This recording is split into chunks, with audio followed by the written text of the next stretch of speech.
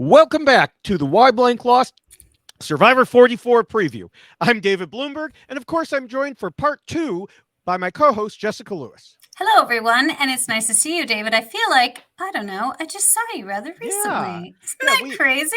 We've had a busy day Sunday as we took over the RHAP Instagram account. We posted stories that might or might not still be available by the time this podcast comes out, or you're watching it or listening to it.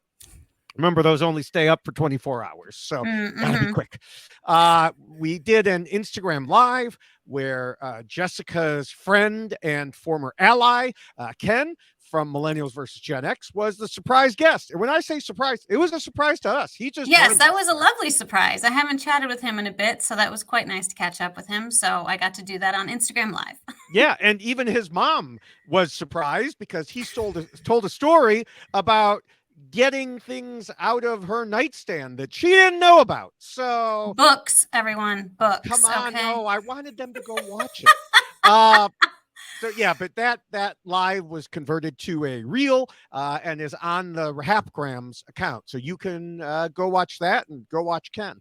Definitely. And us. Yeah, it was great. It was a good time. So thank you so much for that opportunity to take over the RHAP Instagram page. It was quite fun. I'm not a great user of Instagram. It's much different than Twitter. Bloomberg has figured out a lot in regards to Instagram in the past couple of days. Well, thanks to Jill, the RHAP social media coordinator. Yeah, so thank you, Jill, for helping with that. We appreciate very patient with me because I'm more of a TikTok guy, as you everybody are knows. a TikTok guy. Yes, you are. So anyway, we'll talk about all my TikTok and YouTube and other accounts later. But in case you happened on this podcast and you haven't heard part one of the Survivor 44 preview yet, you should probably do that, unless you want to be a rebel. Go get them. Yeah, that's fine. Go to order. It's no big deal. But in that podcast, we discussed what we expect to see in Survivor 44 in terms of advantages and the like, and we covered the RHAP tribe.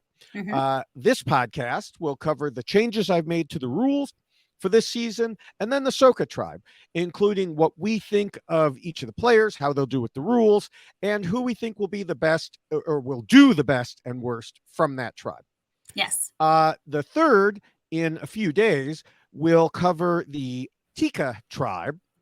And we will also have our final predictions, including our winner picks. Sorry. Yeah. Of course, once Survivor starts, we will be here every week to discuss what each of the voted out players did right and wrong in terms of the rules that I originally wrote way back after the very first Survivor season and have been updating ever since. Yes, craziness. Crazy, it's been so long. Yes. Now, the rules themselves, I hope to have updated online soon for Survivor 44. Once they are, you can find them through a link at our dedicated page on robhasawebsite.com/yxlostfeed.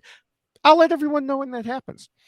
Part of it is, the changes that I'm about to discuss, normally I run them by Jessica before the podcast. We've been so busy, I haven't done that. So, hey, surprise. So in case, she says something that's like, wow, David, you should really add this too, or you should make this change. Then I didn't want to, make it permanent or anything like that.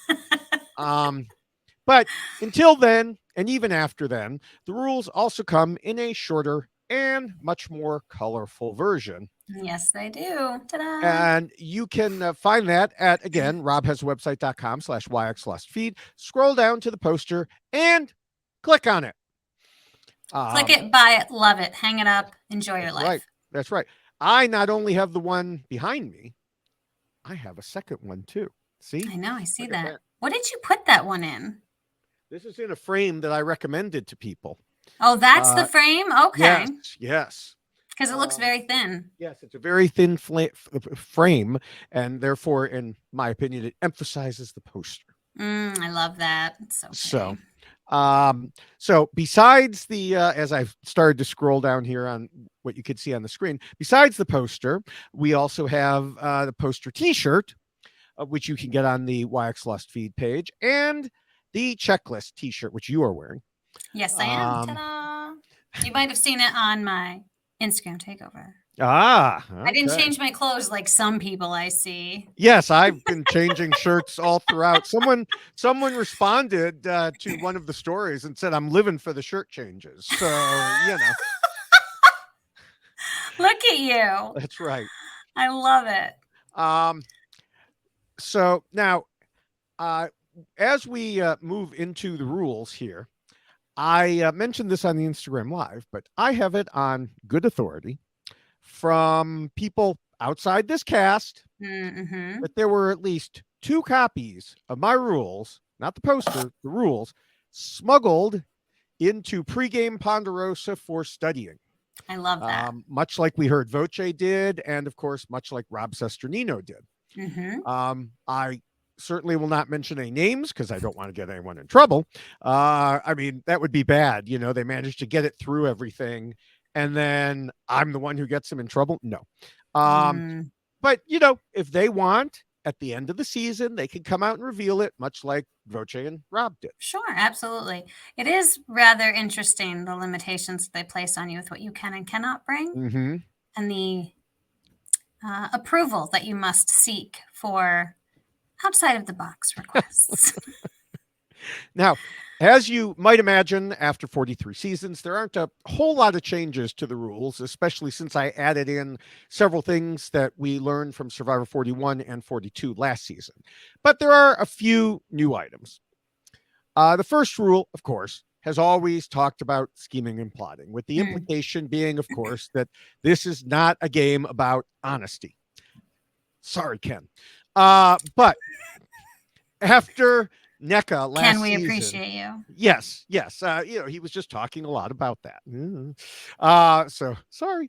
After NECA last season, I decided to put in a specific mention using her as a very good example.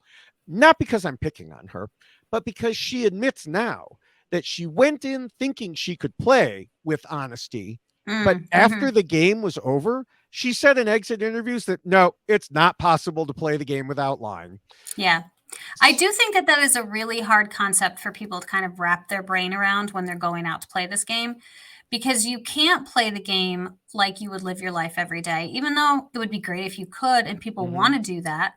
But unfortunately, you just can't. And it becomes a really, really hard thing, because I do believe that early on when Survivor first started, I think it was very hard for viewers to kind of separate the person from the player. And I feel like now there seems to be more of an ability to do that and a willingness to do that, where someone can go on to Survivor and do some crazy, outlandish, or, lie about things and do things that you would never do in everyday life. But there seems to be more of an acceptance for it now than there was early on in Survivor, even though that's always been the game that had to be played.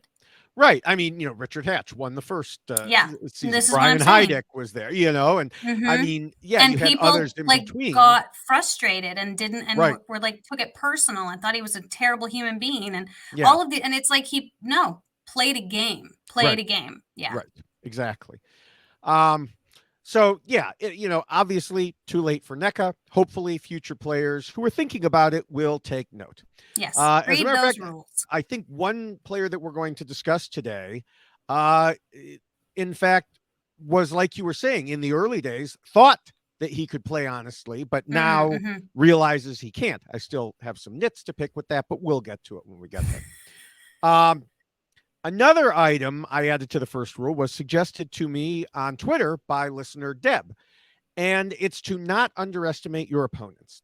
As they said, we see it all the time. So I put in a reminder to that effect also in the first rule, noting that just as you're trying to get rid of everyone else, they're trying to get rid of you. Yeah. And then the third thing I added was to the sixth rule.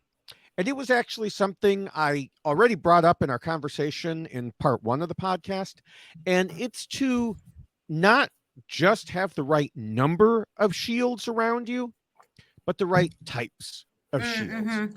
So if you're the biggest, most muscly guy, having other big, muscly guys around you doesn't really give you a meat shield. Right. In that case, you're better off finding a strategic shield instead. So I approve all of those additions and changes. All right. Stamp approval. I mean, they're your rules. I just sit here and help talk through them. You are welcome to add to them what you feel is. I just like to get another opinion, another, and very intelligent opinion. Well, thank you. I do appreciate that. So, but yeah, the 56 pages that they are now, I don't know. It's a lot of reading. You're going to need a really big book to smuggle those in. Apparently not. I mean, apparently it wasn't that hard, so. Nice. So, yeah, that covers rule changes, and we can move on to our thoughts and predictions. On the Soka tribe. Now, someone did ask on Twitter about showing photographs. Now, I'll just let you know, I'm not technically savvy. And so this is what we're doing today, ladies and gentlemen. Ta-da! This is what we're going to do. We're just going to use a little piece of paper, and I'll just hold it a little bit closer when we're talking about a particular person. Okay? So I get it, because when I was actually knocking things over, my gosh, I'm so sorry.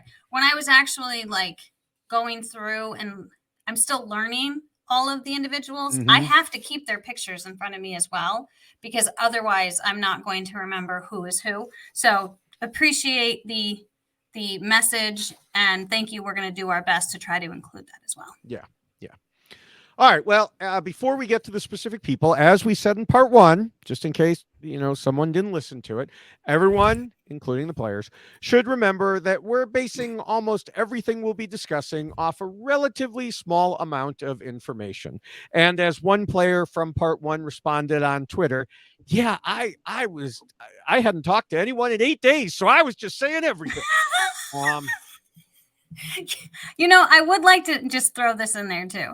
When I was listening to Rob and Mike Bloom when they were going through the interviews, I was playing it in my car, and my son was with me, and he says, "Mom, these are the players? I didn't think they could talk to anybody about being on Survivor. You weren't allowed to talk to anybody. What is happening?" And he was completely blown away as to what was going on. So I explained it to him, and then a few minutes later, he's like, "But wait, so are other players listening to this?" I'm like, "Owen, it's already been the game is over. It's been recorded." And he's like, "Oh, okay." It's this whole set of emotions that he was just trying to process. Wait, you weren't allowed to talk to anyone. What is happening? You didn't have any pregame interviews? No, and that's what I told him we did, but he didn't understand. Well, yeah, that's what was happening. He wasn't there with you when you went tent to tent, and right. So because there were people on site then. Yeah. So he just knew that there was no talking about it.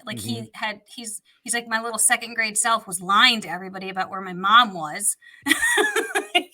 So yeah, it was quite funny to listen to him react to what he was hearing. Yeah. All right. Well, we will start with Claire, who is a 25-year-old tech investor, originally from. Let me see. There she is. This is Claire. Hello, Claire. Okay. She is originally from closer to my neck of the woods in Highland Park, Illinois. I believe I have some relatives near there, but now in Brooklyn. I have some relatives in Brooklyn too. Different relatives, obviously. She immediately got me on her good side with her answer as to why she wants to be part of Survivor. She said, "Survivor has been my dream since I was 4 years old. Survivor has been the most consistent and motivating thing for me and changed the way I approach the world. I've been playing Survivor my whole life. Why not try it in the ultimate arena?" Incredible. Yeah. Now, a lot have been made of the fact that she used to watch the show through her parents' keyhole. I was actually going to cut a keyhole out and put it over. I just didn't have time.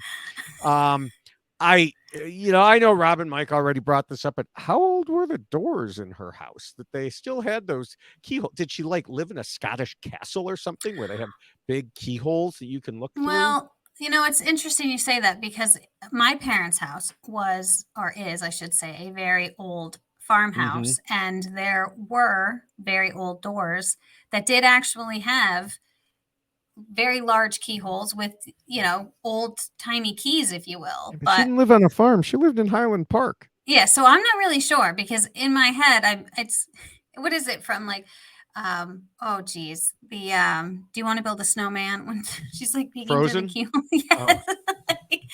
That's what we have going on here. Yeah, I mean, it's fascinating that you could, and I'm also curious, what was the setup of the bedroom that she had a perfect view of the TV through a keyhole? That her parents are also laying in bed watching the show. Like I'm in my brain, I'm putting the bedroom together, and I'm having I can see trouble. it. I can see it.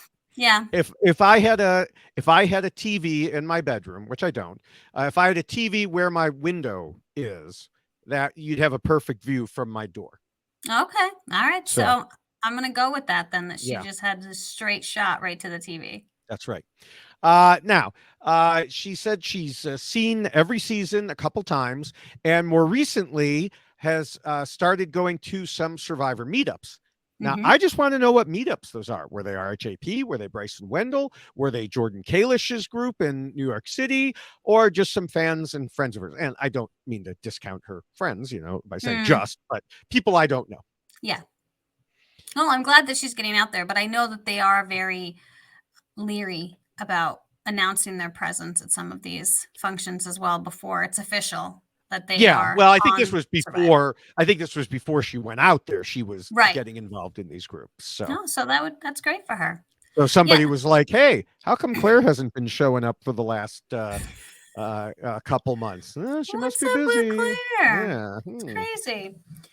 No, I think that she's definitely someone who brings an interesting energy to the game where she's so enthusiastic about life and she Mm-hmm. is absolutely like I think running at a 10.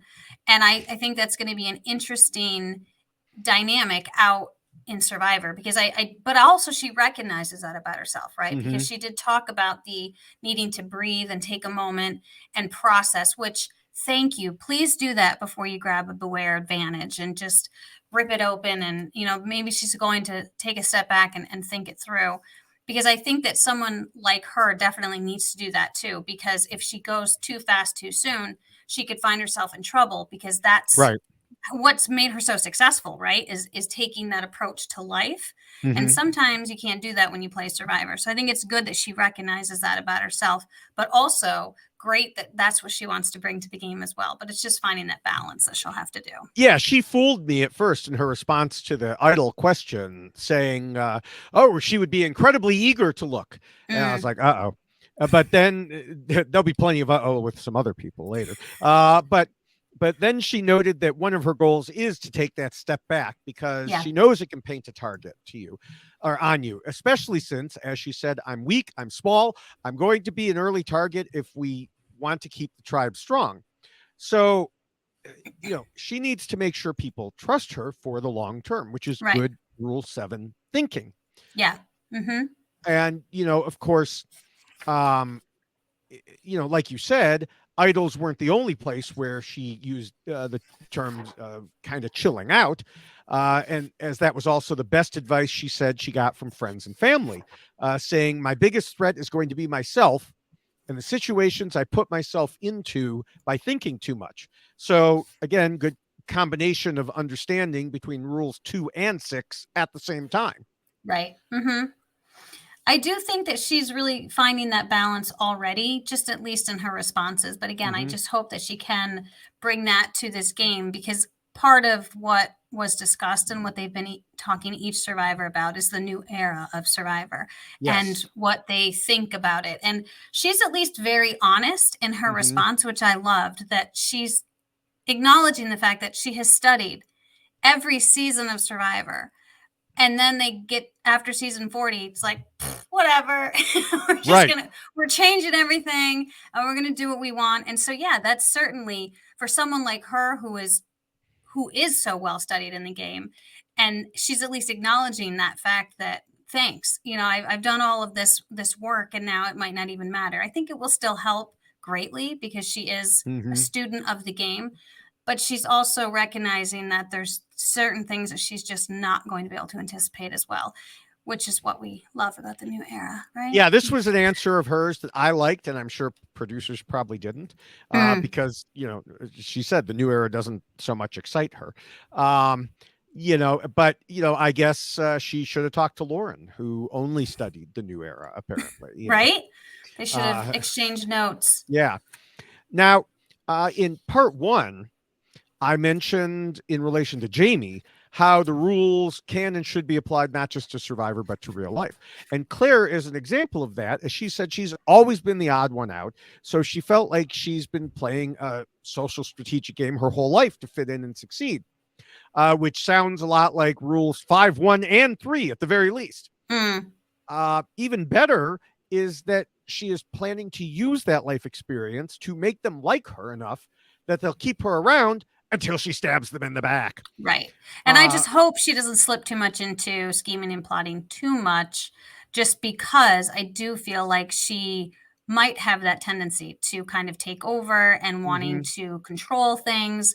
And that might end up being a problem for her. So I'm hoping, again, if she can manage it all and kind of find that sweet spot, I think she's going to be in a really, really great spot.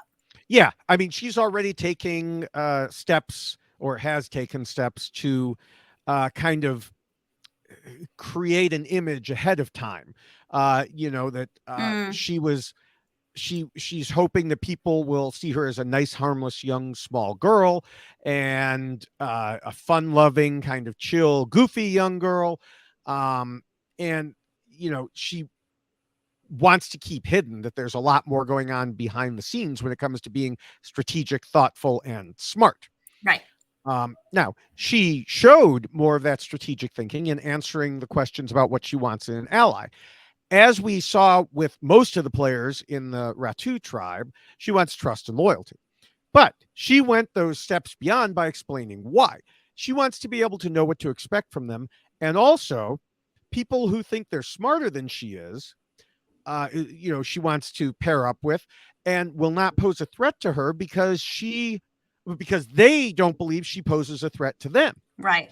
And then she'll determine if she can beat them in the end or stab them in the back to get, past them. Now, we know from last season that can be dangerous for a young woman to attempt, even if you're certain that you can beat whoever you're against. So for her sake, we hopefully won't have a repeat situation. Yes. No, I hope she's able to manage this all, because at least she has a plan, but it's not so structured that she can't be flexible with it, which I also think is great. She's very mindful of her attributes and what she can bring to the game. She's also very mindful of, what people will perceive about her, and that whole idea that we've talked about, perception is reality. So I appreciate the fact that she's taken the time to almost study herself and how she fits into this game. And it's probably due mostly to the fact that she says this has been her whole life, right? She's been having to do this.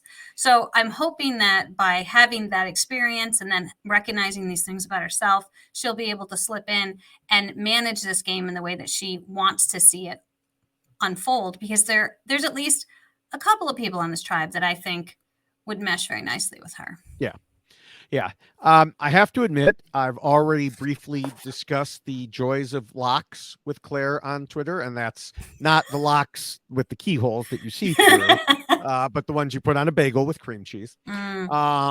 But what impresses me more is that she said, I'll do whatever it takes to win. I've got the strategic knowledge and the social skills to get me where I need to go. I'm also easy to underestimate. These people won't see me coming till the knife is in their back. I love this. Now, I know she's only the first person we're discussing in this tribe, but right now she's a favorite in my book. She's doing great. She's killing it. All right, are we moving on? Killing it by stabbing them in the back. Because now we're going to talk about Danny. Yes. Can you see Danny okay? Right there in the middle? I do not see him at all. Lift it up. How's that? Higher. There you go. There we go. Right. Can you see Danny? Yes. There he is. Okay. See, I told you I'm not so great at this. And then it makes everything very dark. But we'll get there. So Danny, according to the things I looked at, is 32 years old. Now, we've discussed this. Maybe he was 31 at the time, but 32. He is from Bronx in New York, and he is a firefighter. He describes himself as kind, passionate, and determined. Now, he is drawn to things that terrify him. So I think it's interesting that he's a firefighter. Sounds like pretty terrifying stuff to be walking into. But he also says that you can't really be prepared for this experience, which might make him more prepared. I was a little torn. So okay. Long pause. Yeah. Long pause there. Yeah. So before we get to that, let me tell you what I didn't like. He was asked why he wanted to play Survivor. He had an answer of the type we complained about in the first part of the podcast, talking about putting the human condition on display and stripping you down to your rawest form and how true happiness is found outside your company, blah, blah, blah. Then you were probably going to bring this up also, but this was the second thing he said that made me ready to get very mad, was that, like Brandon, he mentioned the stupid hourglass lie as his second favorite moment. Yeah, no, I definitely had a WTF next to that. And his name is Danny. I know. Well, but, and there's some other. Let's give him a little bit here.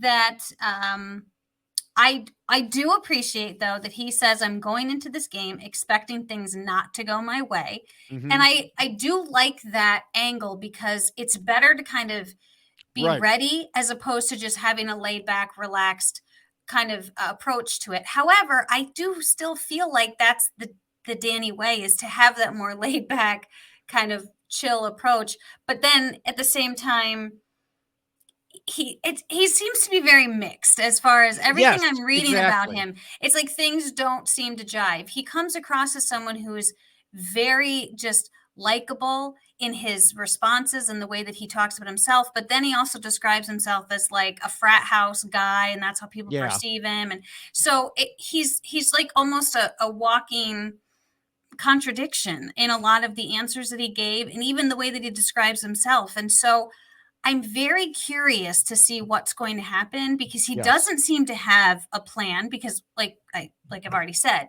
you can't prepare for this game, which I'm sorry, but you can.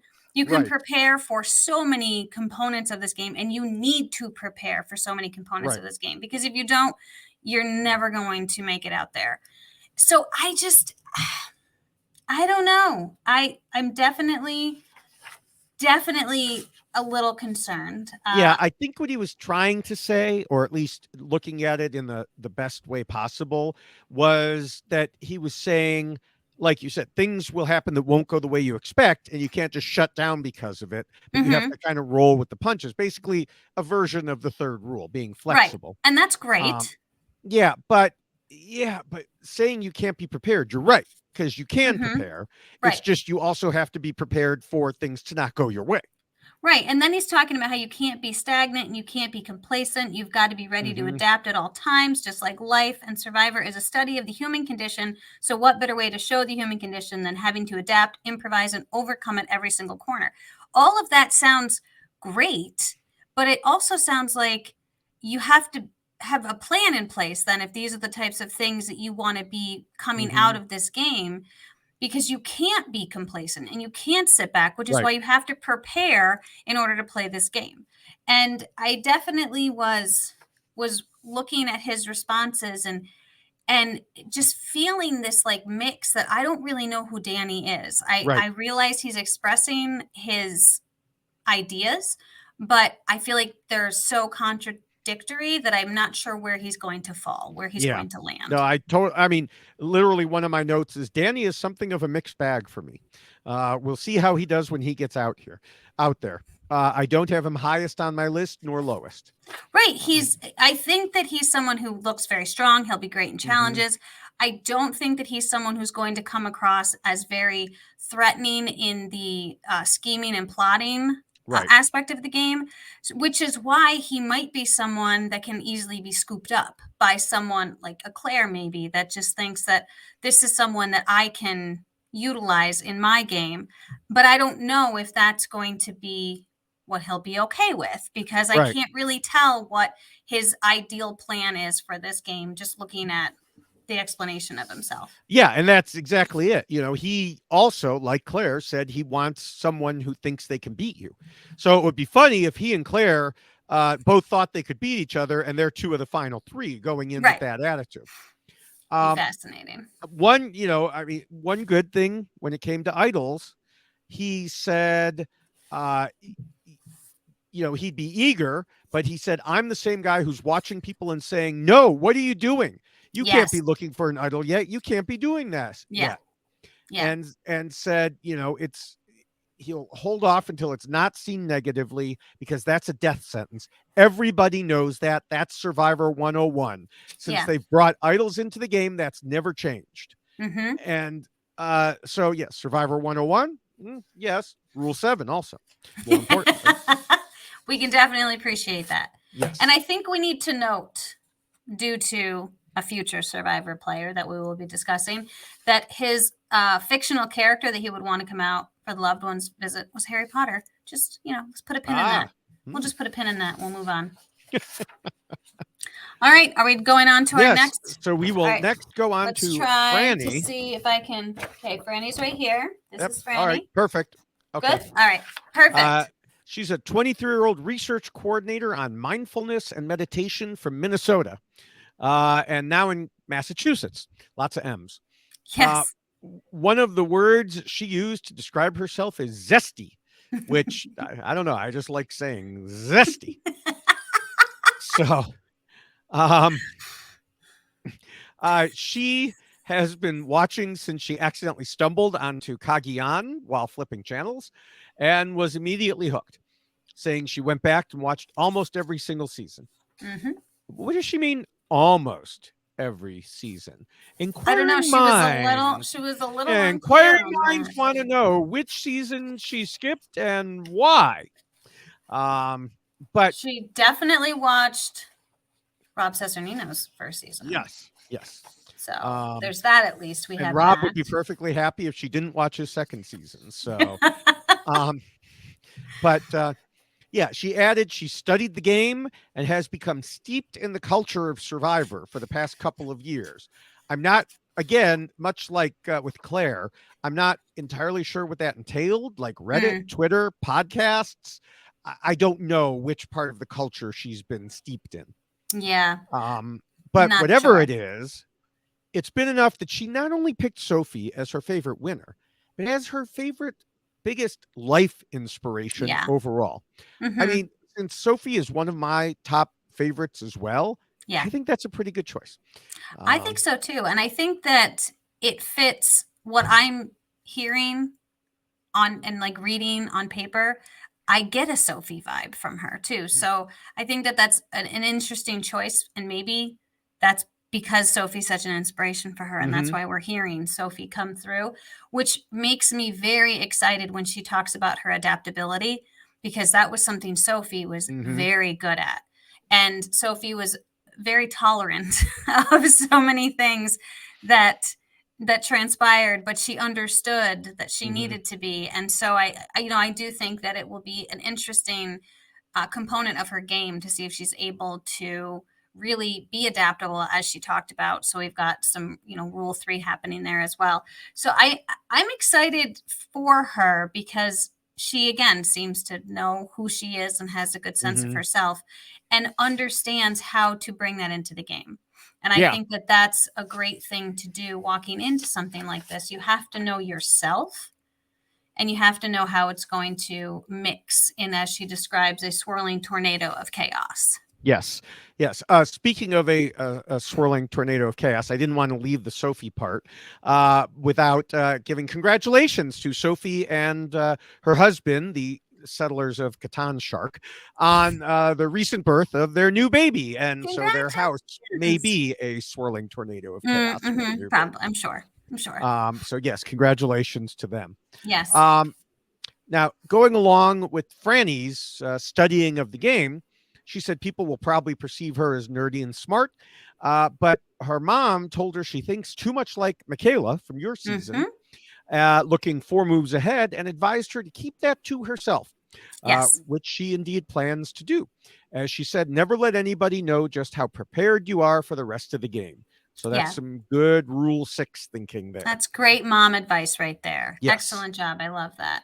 I'm Um, also interested to see how her actual work is going to help her in the game, because it's all about basically, meditation and mhm, self-compassion, and how that can help treat mental and physical conditions. And hell, you're going to go through so many right. mental and physical things out there that's another thing I'm intrigued by her, to see if that will help her get through, and maybe also help other people that she's playing the game with get through as well. Yeah, I mean, she could certainly. I mean, we talked about Matthew not wanting to use massage to get people on his side for evil. I don't know if Frannie will use meditation for evil. We'll have to see. I don't know, it'll be interesting. But uh, going back to the smart nerdy vibe, she said it'll be hard to avoid things like being the puzzle person or have others come to her with strategy talk. Um, which, people coming to you with strategy talk is not a bad thing as Mm-hmm. long as you don't overdo it. Right. Yeah. And, for the puzzle, well, I mean, if you get the puzzle right, that's great. If Mm-hmm. you volunteer and screw it up, it's not so great. But if they drag you into it and you're Yeah. not the one saying, I can do it, Yeah. it's less bad. It's not Sure. necessarily great, but it's less bad. It's definitely less bad. If you're Uh, volunteering, you better kill it. I'm yeah. just saying, you Yeah. better kill it. She even said she wants an ally who is interested in talking through every possible outcome and considering the alternatives. Mm-hmm. But again, she has to balance some things. You can't overdo it. You can't analyze absolutely everything to that Yeah. degree. If she's able to kind of, well, and that's interesting, right? Because if she holds off doing that until somebody else is willing to do that, maybe they're both going to hold off doing it, and then nobody will. So it's like this weird cyclical thing that she Yes. might find herself falling into, where nobody's really being completely forthcoming with how they Mm-hmm. want to approach a situation. So maybe she'll find someone that's willing to take that first step. Yeah. Now, when it comes to the new era aspect of things, Frannie seems to be of two minds. She knows there's a lot of uncertainty and randomness that can hurt people's games, but she wants to be the calm in the eye of that storm that you were talking about. The problem is there aren't any weather forecasters here. So making sure you're in the eye of the storm instead of swept away by the storm is difficult. Yeah. But Frannie says one of her superpowers will be adaptability and that she's always learning and shifting based on her surroundings. So maybe she can navigate the storm after all. That'll be interesting. Mm-hmm. All right, are we moving on Mm-hmm. to Miss Heidi? Yes. Heidi is here. This is Heidi. There we Yes. are. All right. So this is a woman who has raised incredibly smart kids because they know not to tell others about idols. Thank you very much. Yes. You did great with that, Heidi. We appreciate that. Heidi is 43 years old. She is originally from Ponce, Puerto Rico. She now lives in Pittsburgh, and she is an engineering manager, describes herself as energetic, adventurous, and loud. That might be problematic when you're playing Survivor, the loud portion, but we'll see. So I want to stop you here because the whole engineering manager threw me for a loop. Yeah? Okay, because I'm not entirely sure what it means in this context. Hmm. So I guess technically still am an engineer, and I was a manager, and I was a manager of engineers. But I don't know that I was an manager. I don't know. That was never my title. But I also knew a guy who worked for me who got a degree in engineering management as a separate field of study, but he really didn't know anything about engineering. His degree was in how to manage engineers. Well, that doesn't make any sense. I know. But Heidi did briefly say, I think in her social media video intro and someplace else, that she is an engineer. So that's at least one clue to the puzzle, even though that's probably a puzzle nobody else cares about but me. That's fascinating. Well, listen, she's got 40 patents, for God's sakes. I mean, Yeah. what? That is damn impressive. That's that's someone who I feel like there's a lot of brains in this whole season. There Mm-hmm. seems to be a whole lot of really, really smart people.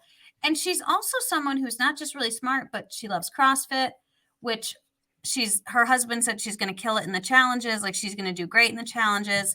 So I think that she's kind of got all of the package, if you will, where she's Mm-hmm. got the brain. She's also has the strength for this game as well.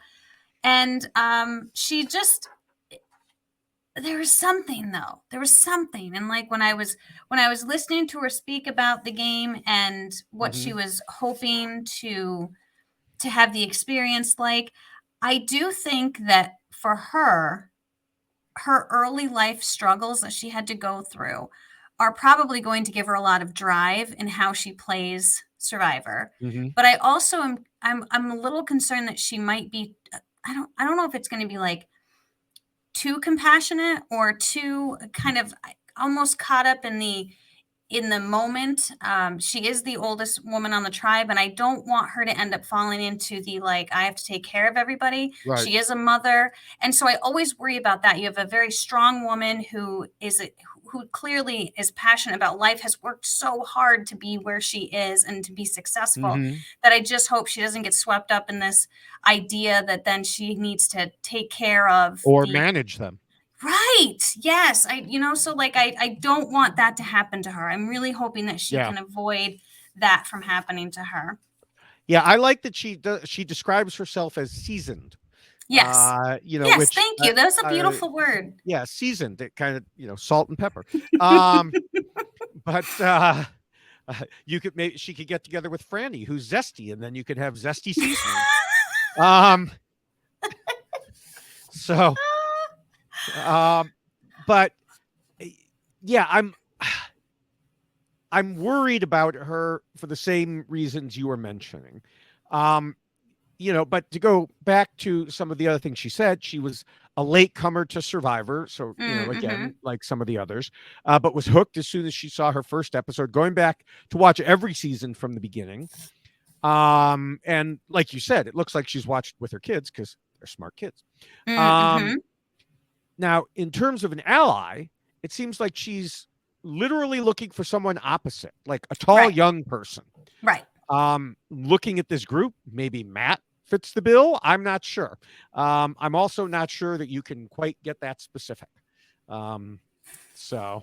No, but I do think, though, that there's something to be said about the opposite component, because it does sound like a lot of the people on her tribe are kind of like looking for the yin to their yang. And so this might be something that multiple people on the, very small 6-person tribe are also trying to achieve.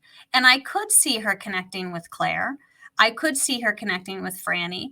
And because I do feel like there's something about the approach that I think that they've taken to, especially Claire, that there's some struggle with life in general that they've had to go through.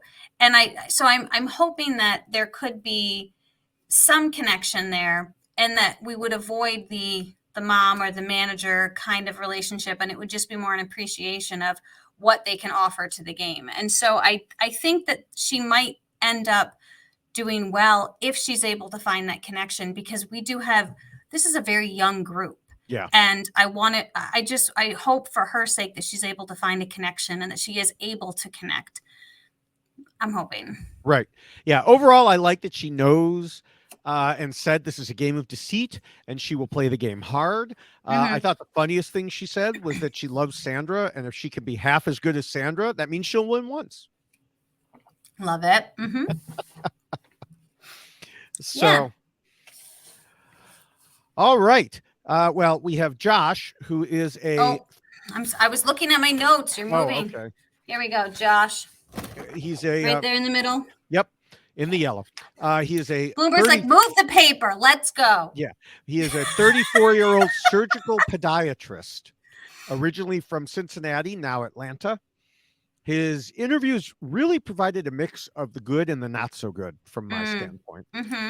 Let's start out with the not so good answer regarding searching for advantages, in which he said he'd be very eager to do it, and even added, "That's one of the top things on my list to do."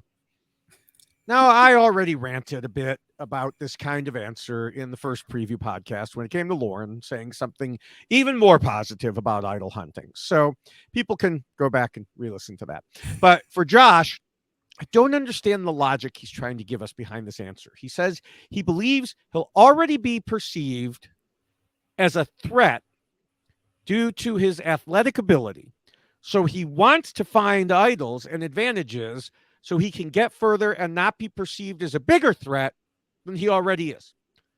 This is I a thought it didn't total. matter if he was It's a- perceived as a bigger threat because he was already perceived as a threat. Well, I don't know. It's a head scratcher to me because, first, I don't think he'll be perceived as a threat early, but rather as a positive challenge force on his tribe. But that aside, if we take his presumption as true that he will be seen as a threat, idol hunting is a huge risk of becoming even a bigger one. Yeah. And then if you actually have one. Right. Because that's what he's saying. He'd use what he finds to get further in the game. And history tells us people who do that are even bigger threats. Yeah. So I don't see how he's saying it would be the opposite. It seems like going against Rule 6 just all over the place. Yeah.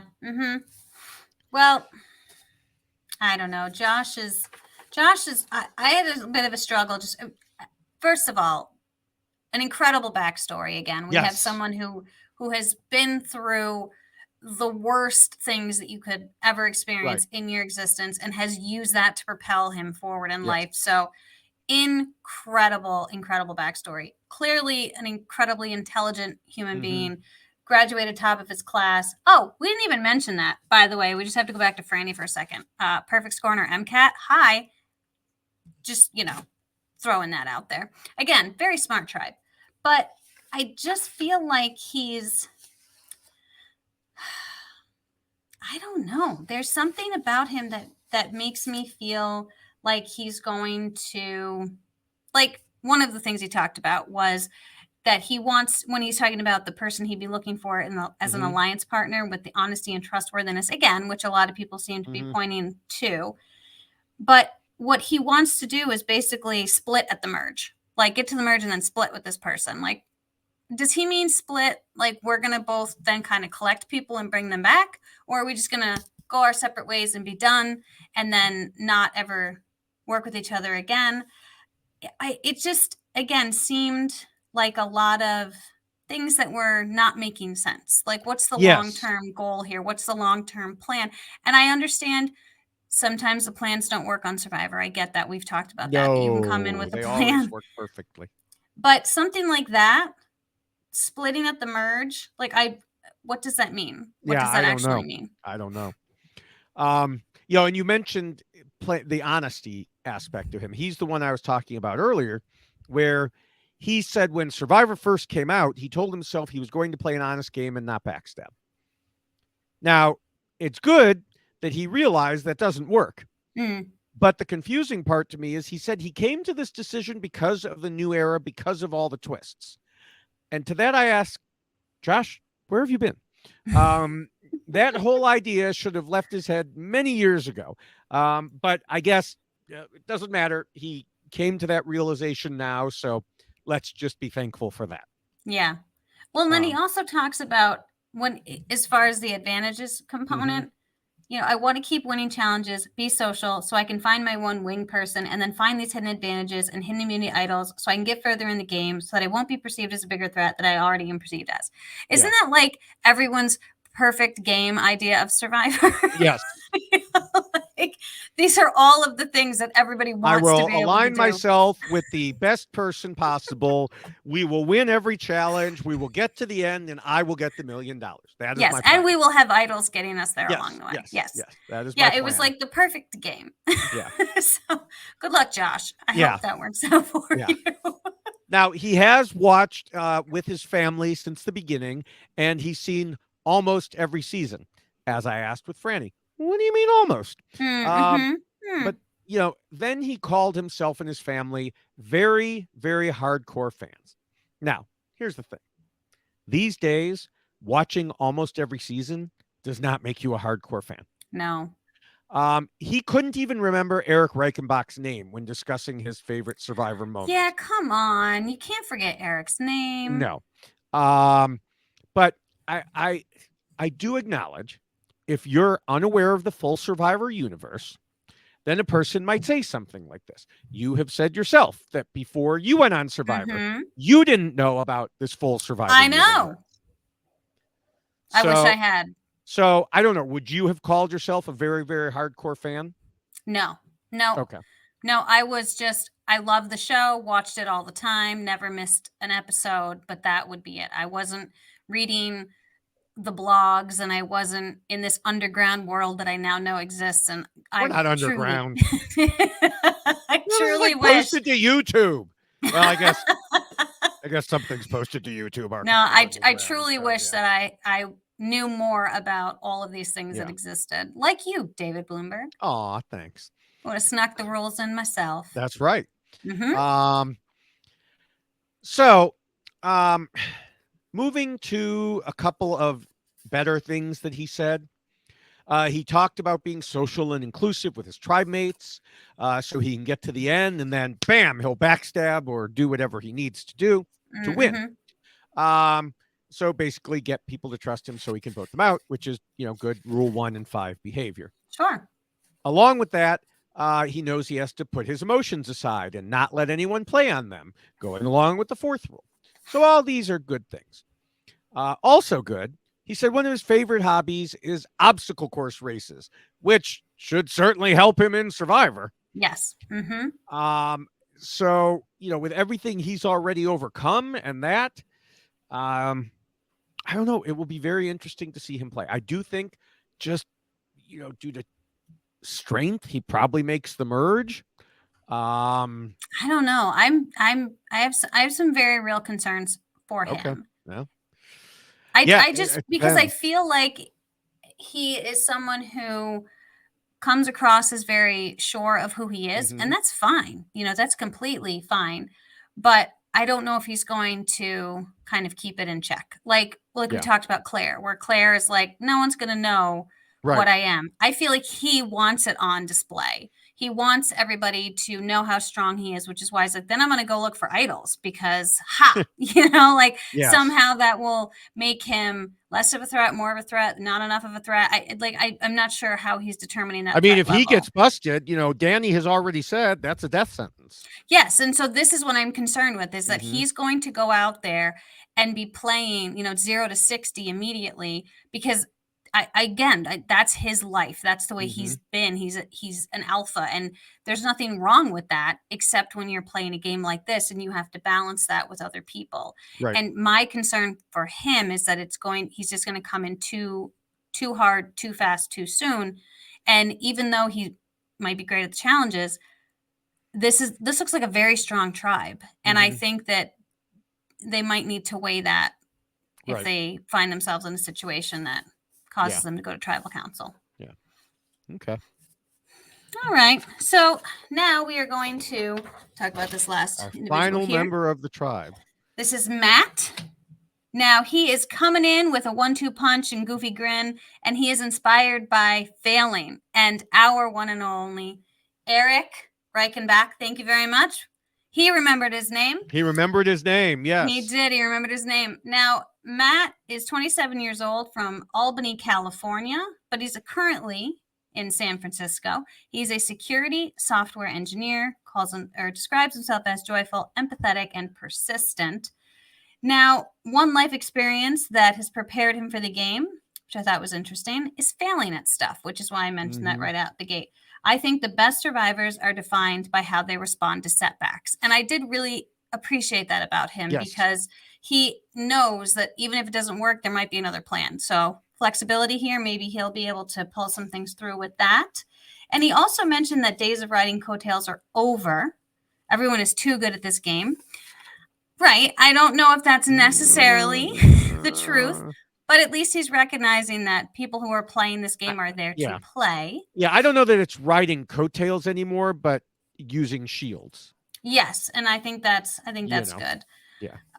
So let's see what else we've got about him. So well, again, he's got this his story with Survivor is a little less specific than some, Mm-hmm. because he was introduced by a girl he really liked in high school. Oh, Now, yes. no word on what happened to the girl, Mm. but he said But look who's since, on Survivor now. yeah, he's been watching pretty regularly.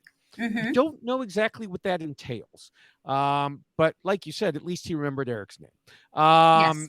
So then again, we know that season was on Netflix, so lots of people remember Eric from that. Yes, but I do think that he's an interesting individual. I get a little bit of like Owen vibe from him, the Charlie Brown kind of portion of Owen. Mm-hmm.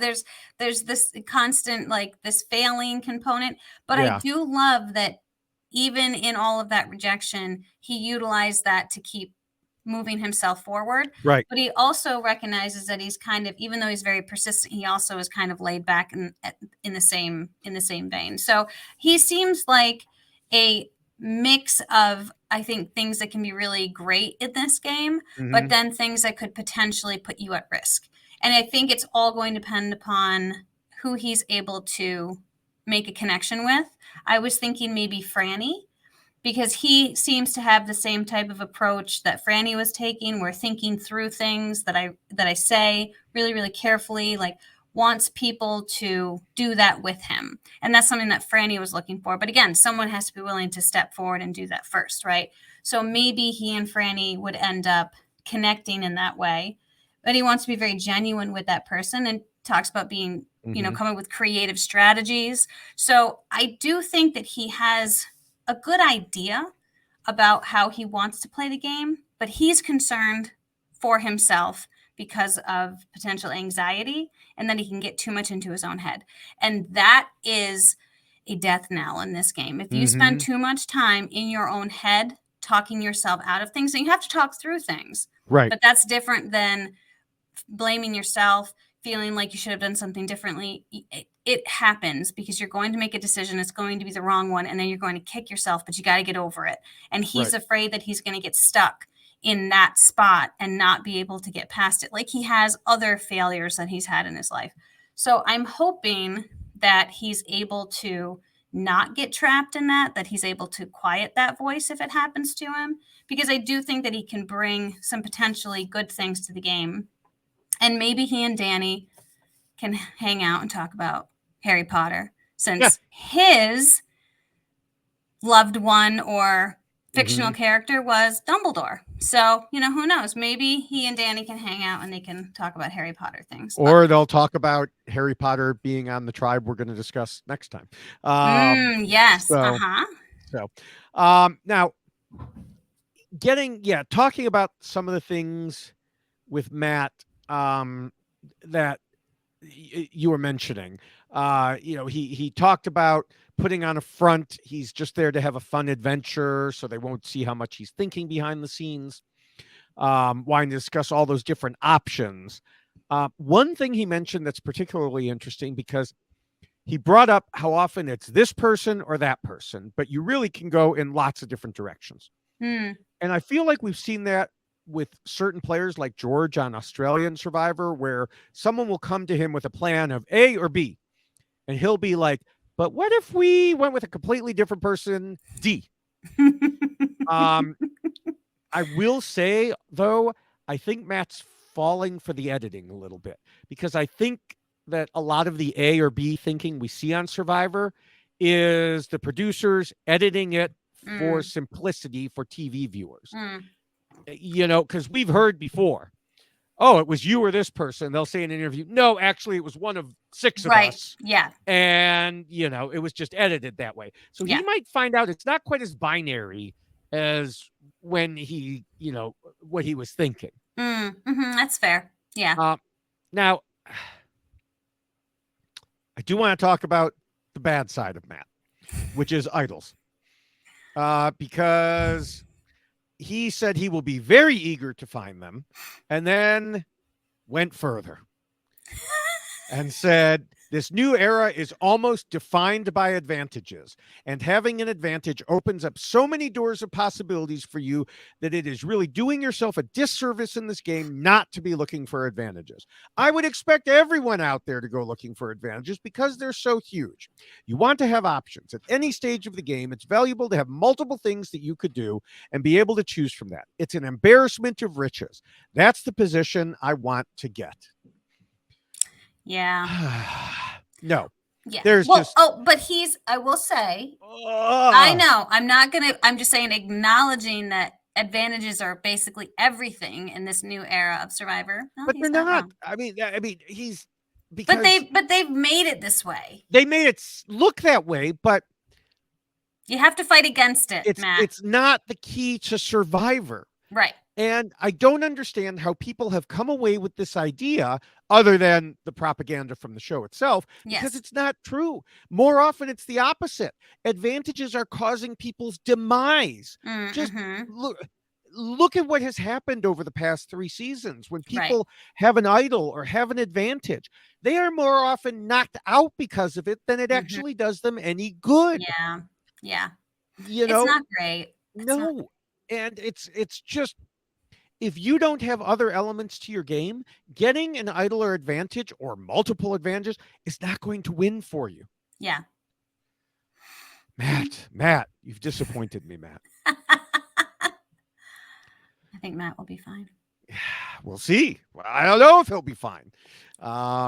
So yeah, that's I unfortunately had to end with that, even though he's and that's got okay. the strategic brain. No, because I think that this is a very interesting group of people who are incredibly intelligent, and I think that that's going to cause the first person who will be voted out of this tribe. It's going to be that component of it. They're just going to be too smart for their own good. Okay, well, hold that thought. I just want to say before we get to that, it is interesting to follow up on the thought that I had with Matt, that so many of these players are itching to go out and run around and look for idols. Yeah. Again, I'm somewhat flummoxed as to how you can watch 41 and 42 and come away with the idea that these are good things. But at least there's like Danny saying, no, don't do that. Survivor 101. I also find it interesting that this particular tribe seems to have fewer super duper or uber fans and more people who are what I'll call big fans. Fans. Oh, I like that. Big fans. It may not seem like a huge difference, but it's one thing to watch Survivor with your friends and family, and another to have in-depth conversations on social media or listen to hours and hours of great podcasts. Hello. We obviously recommend the latter. I further recommend watching short videos about Survivor on TikTok and YouTube. Oh my gosh. It's so crazy. All of these things you can offer. I know. What a coincidence. It's crazy, the world we live in. God. And you can do that at David Bloomberg TV on almost any yes, you can. But anyway, I am having a harder time than usual coming up with who I think will be voted out first from Soka. But you seem to already have someone. I'm going with my gut on this one. I think it's going to be Josh. Okay. And I know that's and here's my thought process. I think looking at this group of people, you have quite a group that is incredible. They just seem really smart, right? And I think that is going to be an interesting part of Claire's existence, because we already heard Claire speak about how she doesn't want people to know how smart she is. And she's going to be looking for people that she knows that she can beat, and that's who she's going to want to work with. So she's going to be looking very closely at who people are. And I feel like Josh is going to come in and be like, this is who I am, and is not going to be hiding anything, and is going to put everything on the table, and is going to be showing them his abilities and capabilities and how smart he is. I don't know if he talked about whether or not he would talk about being a surgeon or not, but I don't feel like he's the type of person that's going to hide it. Yeah. And so I think Claire is going to look at that and say, I appreciate the struggle that he had growing up. I appreciate the struggle that he's had just being the person he is in this life, because she's had very similar types of struggles, but he's too smart and I want him out of this game. And I think that she is going to glom on to the other players and is going to, like Danny, I think is someone that she's probably going to scoop up. And I feel like Frannie, I've already talked about Frannie, and maybe even Heidi kind of meshing with her really well. And I just don't feel like Matt is going to be threatening to someone like Claire. I think Claire is going to be looking for blood immediately, but she's going to be able to hide it because I think Josh is going to do it for himself. Okay. That is very interesting, and I would not be surprised if it's true. I went based on challenge strength. Yeah. But even as I said that, they do generally seem to be a strong group. So I don't know. I think that the other four, other than Danny and Josh, should fit together well. Okay. And I think they're going to value Danny and Josh for that strength. I'm unfortunately going to say Heidi, not for any good reason, certainly not because I want it. I just think as the oldest and the smallest, she may be the one who's easiest to single out. And that's a true concern. But she's also a CrossFit person, too. I know, but CrossFit doesn't mean you can lift a heavy truck up a ramp. That's true. I mean, it means but you Claire's can do all tiny sorts as of well. things. Yeah, I know. So it's definitely a hard one. That's why I feel like it's going to be something different that's going to set this person apart. Yeah. Now, speaking of Claire, as for who I think will do the best in the tribe, how can I not like her? I mean, I like Frannie too. She's a close second for me, but Claire's my pick to go the furthest. I love the names too. We have Claire, Frannie, and Heidi. Like, these are like old school names that I really can get behind. But I do think that Claire's got what it takes to make it very far in this game, because she is so grounded and she recognizes every aspect of herself and how it will fit into this game, and how to shy away from the things that could negatively affect her and highlight those things that could make her go further. I think she's definitely going to be one to watch. Yes. Okay. So there we have it. Everyone should watch for our third preview coming up later this week. I'm guessing it'll probably show up around Friday morning. And in the meantime, I hope that people will check out the Instagram live stuff that we did, whatever's left. And any other social media. Well, yes, because I am at on Twitter. I'm at Jessica Lewis 89, and he is at David Bloomberg. So you should definitely follow us both. Now, David Bloomberg, I will say, has a whole slew of other things. So many, he has his own like individual page that you can go to and click on, and then you can follow him on everything, which he is now going to display for you, our Professor Bloomberg here. So you can check out all of his items, inclusive of his TikTok. You have to go follow him on TikTok. You have to. Yes. And that page is my link tree. It is linktree/David Bloomberg, except there's a dot before the EE. And the easy way to remember it for all the video accounts, whether it's YouTube, TikTok, or Instagram, it's at David Bloomberg TV. Excellent. Can I thank people? Are we there yet? No. Okay. I'm so thrown off. No. So, but on those, on TikTok and everything, I had mentioned previously, I've been posting mini Why Blank Lost for each player eliminated from Australian Survivor, plus other clips, commentary from that show, as well as other shows like Special Forces and Tough as Nails. I also want to remind everyone that the rules we discussed are available in poster form and t-shirt form, and also as a checklist t-shirt form. And you can get to those by going to robhasawebsite.com/yxlostfeed. I also want to encourage people to join the patron program, either from that same page or at robhasawebsite.com/patron. And also make sure you're subscribed to all the reality TV RHAP Ups podcast by going to robhasawebsite.com/RHAP Ups feed.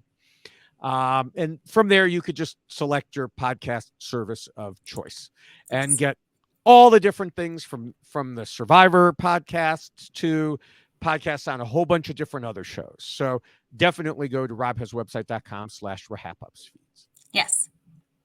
Now can I say thank you? Yes. I've been thrown off. There's so many changes. Yes. So I would like to thank Scott for doing all of the editing, not just here on Why Blank Lost, but all of the RHAP Up information that is out there in the universe. Thank you so much, Scott St. Pierre, for all of the incredible work that you do, that you put into this every single week with all of the podcasting material that you make available. So thank you for that. And thank you to Will from America for the theme song that you created for Why Blank Lost. We love it. Super catchy. Thank you again. You are incredibly talented. And thank you to all of the listeners for sitting down with us once again, whether you're driving in your car, sitting at your computer, whatever you're doing. Thank you. Or even if you're we standing. Appreciate you. Or Right. lying Anything. down. Dancing, Down. working Yeah. out, whatever you're doing. Yeah. So thank you for joining us. And thank you, David Bloomberg, for another fun 1 hour and 11 minute, almost 1:12 at this point, podcast talking about 6 incredible people that I can't wait to watch on the TV. And thank you as well for this very full day that we have had of doing all sorts of things. I'll be asking you for a couple more when we're done here. But, I'm sure. I was like, can you send another video? Yeah, exactly.